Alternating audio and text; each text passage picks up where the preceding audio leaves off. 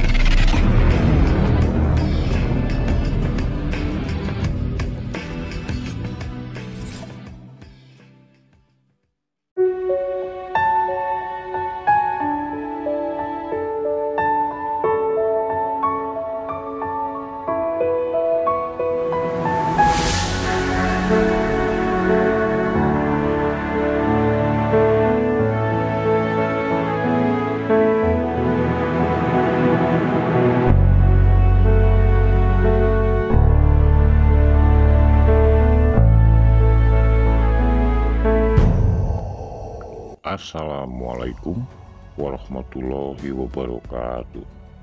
Sampurasun. Semoga hari ini kita semua diberikan kelancaran, kesehatan, dan keberkahan. Amin. Allahumma amin. Dari tempat tujuan kami sebelumnya, kami pun berniat untuk melanjutkan ke salah satu desa, yaitu Desa Gimbal. Ternyata untuk bisa sampai di desa tersebut, kita harus melewati sebuah lokasi yang mungkin untuk masyarakat Ciamis dan Tasik, lokasi ini tidak akan asing, yaitu Jembatan Cirahong. Jembatan Cirahong adalah jembatan satu-satunya di Indonesia yang memiliki fungsi lalu lintas ganda. Bagian atas jembatan merupakan rel kereta api, sedangkan bawahnya digunakan sebagai arus lalu lintas kendaraan. Namun, sejak diperbaiki bulan Juli tahun 2021 lalu, bagian bawah jembatan hanya dipergunakan untuk lalu lintas kendaraan roda 2 dan pejalan kaki. Jembatan Cirahong memiliki panjang 202 meter dengan ketinggian sekitar 66 meter. Jembatan ini melintas di atas Sungai Citanduy dan merupakan jembatan penghubung Kabupaten Tasikmalaya dengan Kabupaten Ciamis. Jembatan Cirahong adalah salah satu peninggalan kolonial Belanda saat menjajah Indonesia. Sejak puluhan tahun silam, jembatan Cirahong ini digunakan sebagai jalur alternatif warga Kabupaten Tasikmalaya menuju ke Kabupaten Ciamis, begitu pula sebaliknya. Jembatan dengan rangka besi ini di bawahnya dipasang balok-balok kayu sebagai alas jembatan untuk arus lalu lintas kendaraan.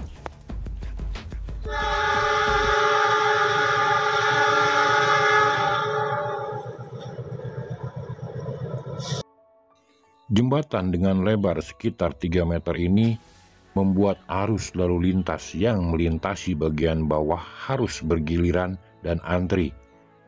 Warga dari kedua daerah saling berkoordinasi untuk mengatur kendaraan yang masuk ke jembatan agar lalu lintas berjalan lancar. Kondisi ini pun dimanfaatkan warga sekitar untuk meraup rupiah jasa mengatur lalu lintas di bawah jembatan. Cirahong mulai dibangun tahun 1893 oleh perusahaan kereta api milik pemerintah Hindia Belanda, Spoorwegen. Jembatan Cirahong merupakan bagian dari pembangunan rel kereta api jalur selatan di Pulau Jawa oleh pemerintah kolonial Belanda. Jembatan Cirahong ini adalah jembatan satu-satunya di Indonesia yang mempunyai fungsi ganda seperti di Amerika dan di Australia, sehingga kita tidak perlu jauh-jauh ke Sydney di Australia atau Manhattan di Amerika untuk melihat jembatan multifungsi ini. Arsitektur jembatan Cirahong ini unik. Konstruksinya berupa besi baja yang disusun bertingkat dengan rusuk plat. untuk menampung lalu lintas mobil, motor, sepeda, hingga pejalan kaki di bagian bawah, serta rusuk kontinu untuk keperluan jalur kereta api reguler PT KAI Daop 2 Bandung di bagian atas jembatan diperkuat pada tahun 1934. Ada urban legend di lokasi ini, dan banyak sekali mitos-mitos beredar sehingga membuat banyak orang menganggap tempat ini menakutkan dan teramat sangat angker. Kami pun merasa penasaran, yang akhirnya tim memutuskan untuk menemui sesepuh untuk meminta izin. Pada malam hari kami akan melakukan eksplor di lokasi ini dan meminta beliau untuk menemani. Karena beliau berhalangan, akhirnya beliau mengutus salah satu yang biasa mengatur lalu lintas di tempat tersebut, yaitu Kang Yadi. Ketika malam tiba, ternyata hujan sangat lebat. Kami sempat menunggu untuk hujan reda. Tetapi karena hujan semakin besar, akhirnya kami meminta persetujuan dengan Kang Yadi apakah beliau bersedia menemani kami berhujan-hujan ria pada malam ini. Alhamdulillah Kang Yadi bersedia, yang akhirnya tim pun memutuskan untuk mulai eksplorasi pada jam 23:15.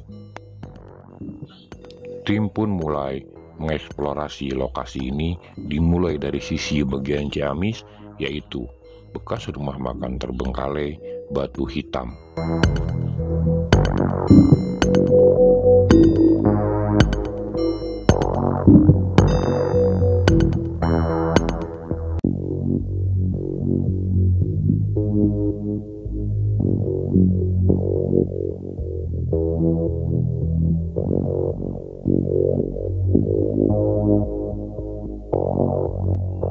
Di sini terdapat sebuah urban legend di mana menurut masyarakat setempat pada zaman dahulu di saat pembangunan jembatan ini ada tumbal sepasang pengantin. Itu kenapa menurut masyarakat setempat ada yang menyebutkan bahwa pada zaman dahulu jembatan ini bernama jembatan pengantin. Pengantin tersebut dari sisi yang berbeda. Satu dari sisi Ciamis dan satunya lagi dari seberang sisi Tasikmalaya. Selain urban legend tadi, banyak sekali mitos-mitos yang beredar di lokasi ini. Di antaranya adanya sepasang ikan mas yang sangat besar di bawah ketika akan terjadi sebuah bencana. Terdapat lagi sebuah mitos di mana apabila ada monyet putih turun akan terjadi kejadian bunuh diri di lokasi ini. Hal lain yang dikemukakan oleh Kang Yadi adalah di saat beliau menjaga arus lalu lintas di lokasi ini, beliau sempat melihat satu cahaya berupa keris di tengah-tengah jembatan. Dan ketika Kang Yadi mencoba untuk menghampiri keris tersebut terbang. Walau alam bisawab, karena kami tidak mengetahui, itu hanya cerita dari Kang Yadi. Di sini pun pernah ada salah satu stasiun TV yang mencoba membuat sebuah acara di lokasi ini, di mana yang kami sayangkan adalah sebuah stasiun TV seharusnya lebih menyuguhkan informasi yang lebih real. Sebuah stasiun TV seharusnya lebih edukatif, lebih mendidik. Tetapi yang kami dengar di sini justru lebih memperkuat mitos tentang keadaan di sini. Sementara dari hasil olah rasa, olah pikir kami, tidak ada sepasang pengantin yang ditumbalkan di sini pada zaman pembangunan dulu. Adapun korban-korban yang meninggal adalah para pekerja yang jatuh, para pekerja yang tertimpa oleh baja, dan lain sebagainya. Bahkan seorang ustadz menyebutkan dalam acara tersebut terdapat 2 buah batu sebagai simbol penumbalan pengantin pada zaman dahulu. Dan ketika kami lihat, batu tersebut bukanlah batu, tetapi tembok milik PDAM. Di kanan dia lurus dah ya. Kanan, kiri, kanan. Kanan.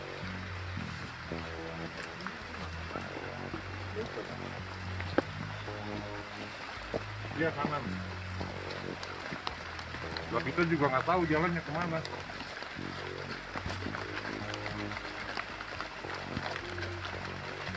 Mang Adi.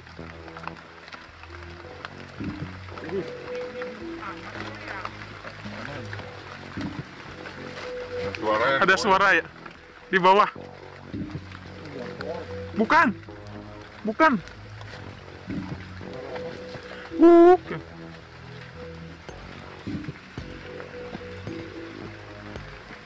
Waduh.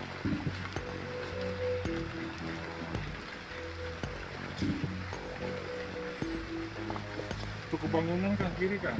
Apa? Kebangunan kiri tuh. Tuh. Kiri ya? Ini kita bangunan dulu lihat.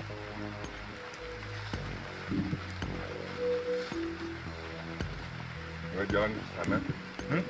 Ke sini. Jalannya sini deh. Hah? Ya ini. Ini. Itu benar. Iya nya.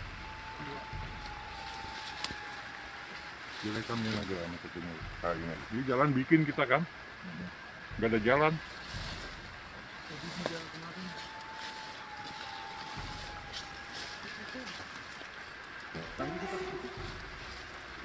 Ini jalan. Tadinya jalan kayaknya.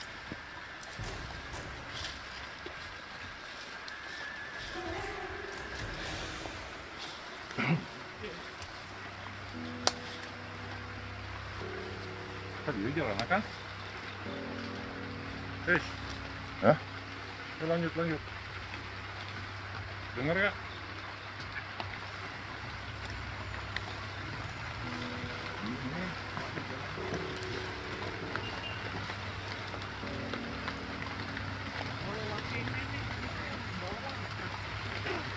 Yolah, bablas nanggung. Naik ke atas tuh. Harap maklum. Pertama kali. Urban legend yang beredar di lokasi ini berhasil kami kupas.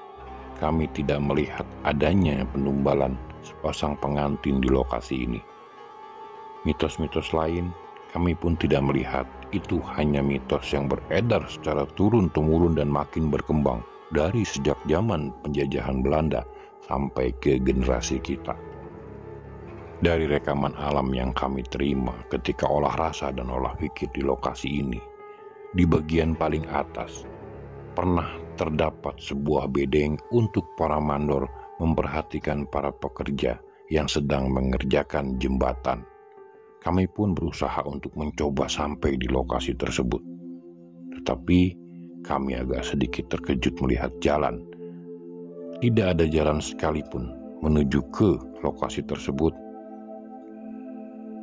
Kalaupun kami memaksakan, kami harus melewati ilalang yang jelas tingginya sedada kami.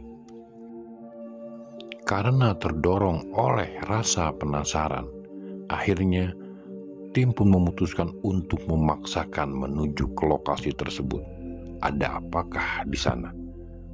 Apakah ada tanda-tanda pernah adanya bedeng di lokasi tersebut?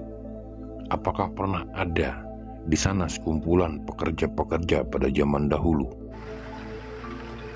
Oh, coba kamera lihat ya, ada banyak op ini. Karena kamera digital.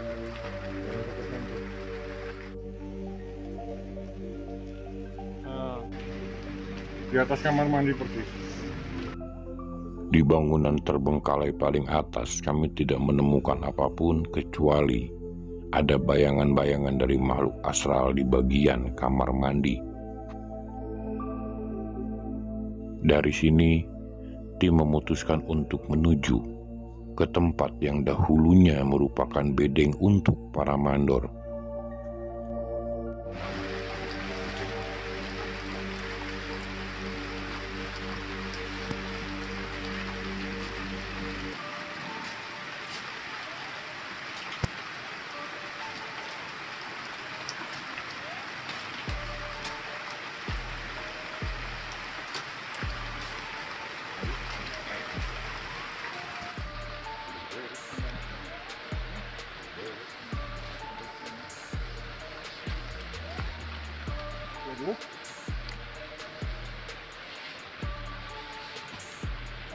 Kita salah jalan.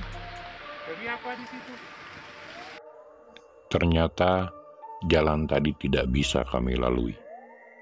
Akhirnya, tim pun harus berbalik arah dan agak sedikit memutar untuk sampai di lokasi yang akan kami tuju. Hujan semakin besar itu tidak menyurutkan langkah kami untuk sampai di tujuan untuk menghilangkan penasaran yang kami dapat di lokasi ini, yaitu bekas bedeng para mandor pada zaman Belanda dahulu. Di lokasi ini salah satu tim menangkap sesuatu. Ternyata inilah batas sisi kiri dari bedeng pada zaman dahulu. Di sini Kang Adi mencoba untuk menjohirkan ada apakah sebenarnya pada zaman dahulu di tempat ini.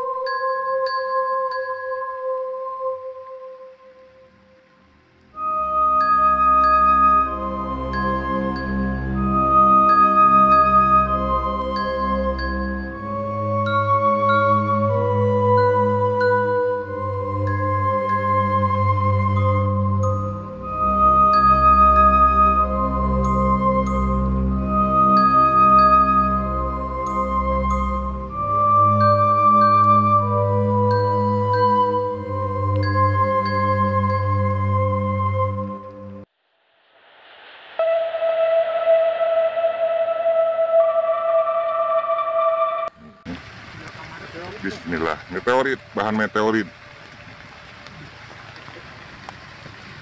Bagi kelima keempat. Alhamdulillah dapat ya. Ngebul tuh. Iya, ngebul. Ngebul ya.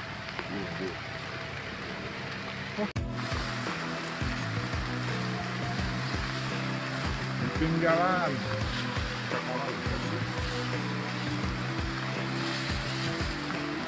Di sana. Lurus.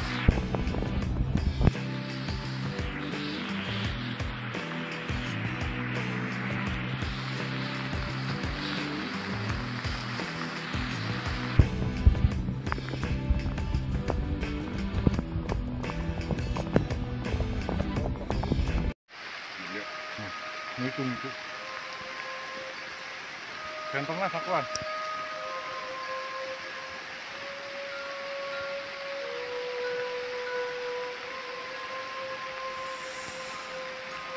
Ayo Leo di mana kan? Bang, Leo kalau di mana? Di sana.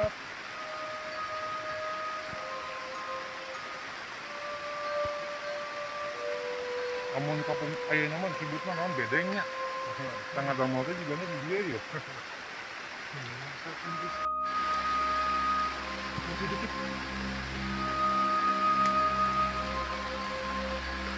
Bujung enggana. Gong-gong benang.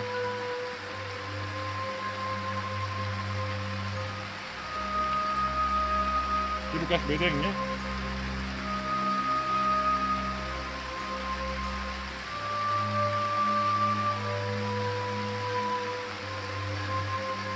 Yang itu.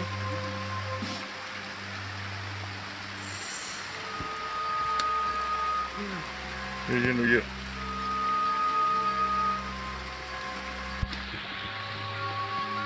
Alah, paut om. Dia kan itu gawir kan? Gawir. Tiga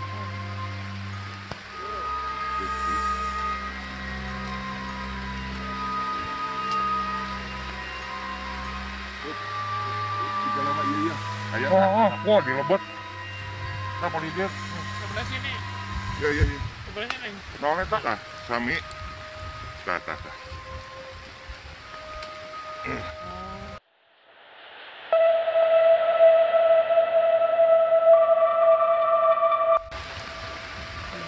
Meteorit. Iya, sama. Sangat itu naon. Zaman enak aja tuh itu senjata. Mirip kujang. Iya, juga kujang. Mirip kujang. Jadi 8.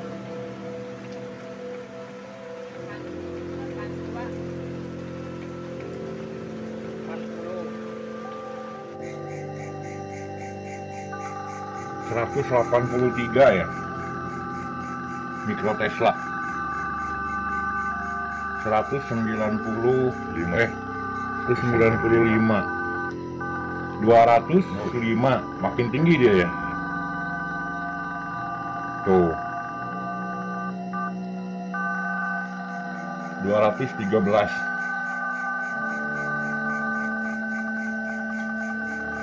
204 212 213 jauh lebih tinggi ya. Ini malah lebih naik 219. Berarti kalau agak nanti dia akan lebih naik lagi. Ngeblur. Tim pun melanjutkan perjalanan menyeberangi jembatan tersebut menuju ke sisi lain, yaitu Kabupaten Tasikmalaya.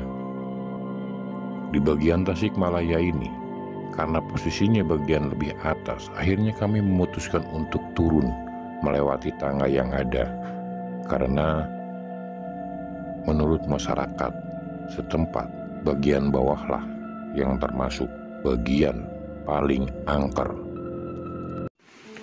Dan ketika kami sampai di bagian paling bawah, yang menurut masyarakat setempat tempat tersebut adalah tempat terangker, alhamdulillah kami tidak menemukan apapun di sini. Mitos yang selama ini beredar di masyarakat setempat itu tidak ada.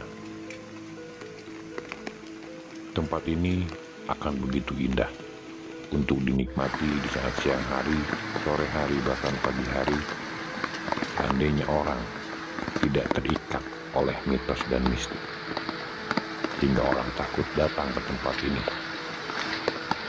Karena menurut kami, tempat yang paling angker adalah pikiran kita.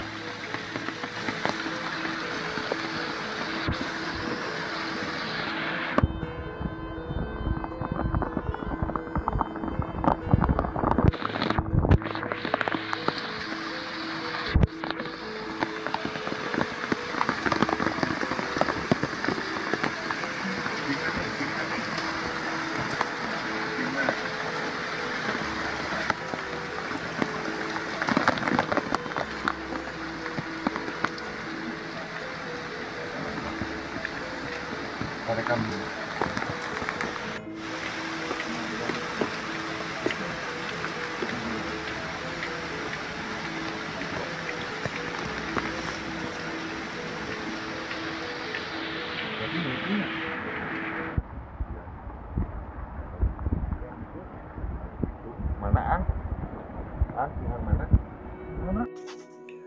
Ketika kami sedang melihat-lihat bangunan alat ukur air milik PDAM, salah satu tim merasakan sesuatu dan mengejarnya.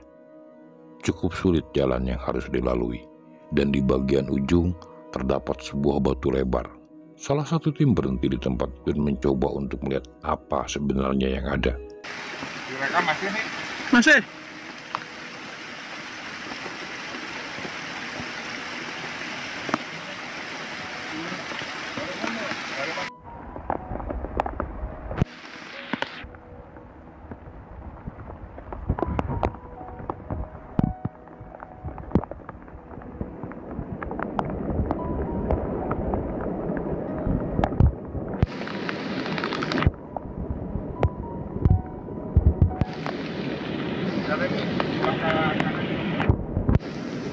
Belakang kanan. Oke.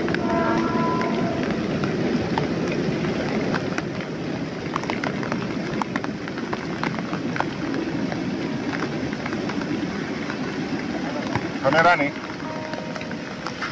Pengerotannya mereka kemana ya?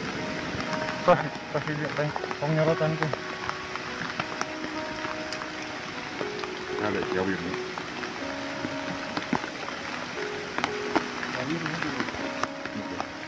Benar deh, ini ada garis.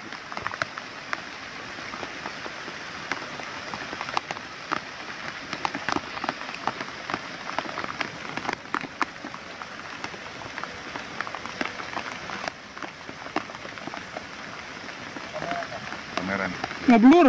Oh, terus saya ngeblur gitu. Belah keting.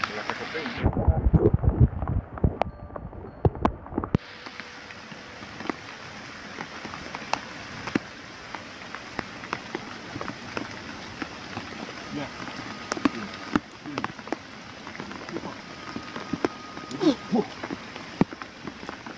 Nih, punten nih. Baik. Kamera.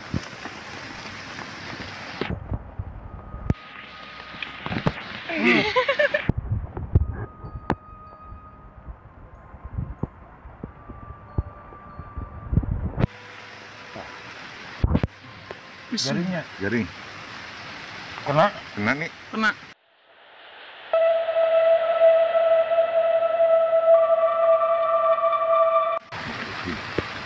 Ngangkang ketat nih. Kalah. Kena.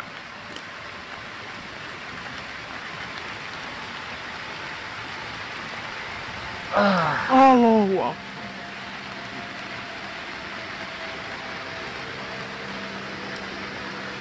Bahan meteorit ya. Asli meteorit asli. Berarti ini dibersihin coba pakai warangan. Barangan.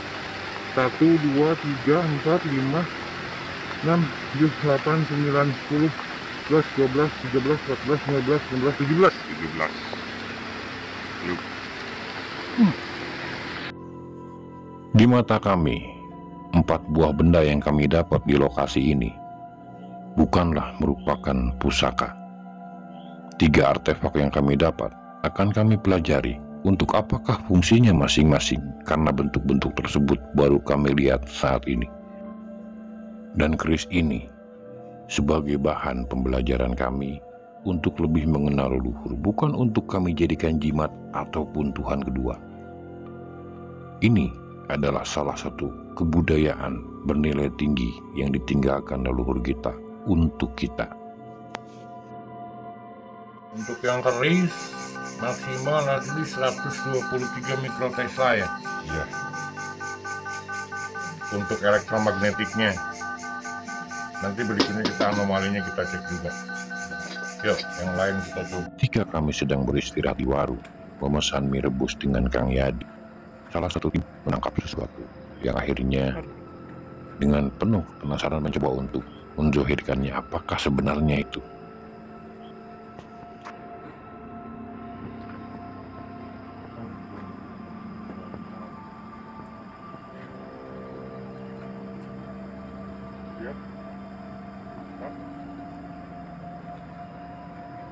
Nah, mulai angin. Iya.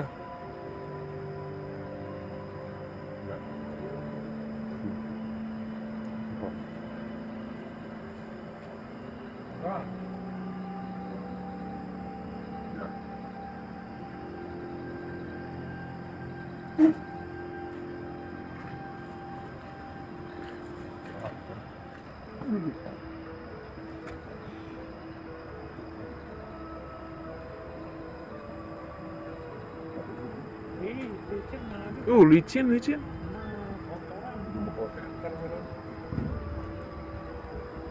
Oh tuh. Ya. Itu sanes tuh. Ini di atas kresek kenapa itu? Daunnya. Daun. Ada ikat pincak.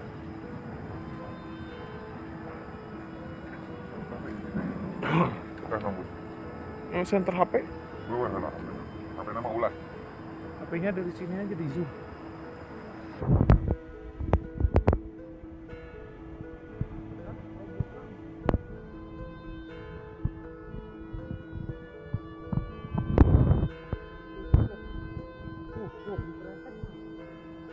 Bukan. itu daun. Kanan. Depannya kresek. Dah, lempeng. Turun. Kanan. Kanan. Tah. Kayunya. Oh, ngebul. Maju. Oh, ulah ka ditutuin ka, iya. Kanan pas lurus na tempat naman. Tah. Aduh susah. Mana tadi?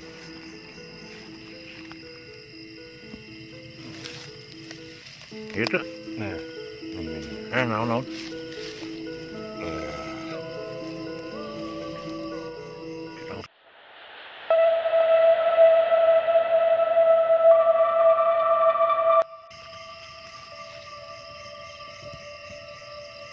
Arit?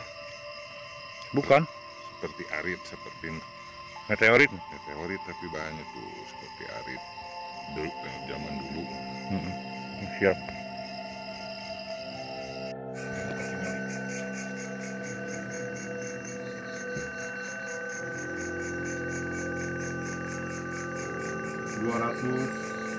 Tiga apa 204 ya? 203 stabil. 203. Ini secara keseluruhan setelah tergabung.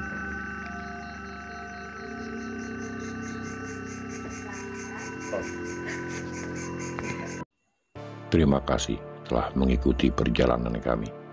Ikuti perjalanan kami berikutnya di Dusun Cibeber, Kampung Gimbal. Assalamualaikum warahmatullahi wabarakatuh.